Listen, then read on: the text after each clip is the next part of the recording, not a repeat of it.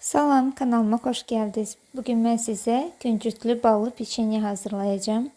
Bunun için bize lazım olacak 2 stəkan yarım un, 2 stəkan yarım unu yumuşaq və yaxud da mənim kimi biraz əridilmiş kərə yağı ilə, 120 qram kərə yağı ilə biraz belə ovuntul halı gətirirəm.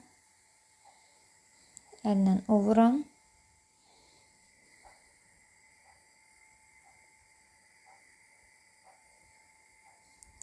Bunu qoyuram bir qırağa və başqa bir qabda yarım stəkan, yarım armudu stəkanı su, bir armudu stəkanı şəkər tozu.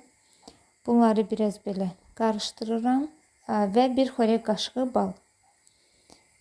Bunları bal əriyənə kimi qarışdırıram və əlavə edirəm bayaqki ovuntunun üzərinə və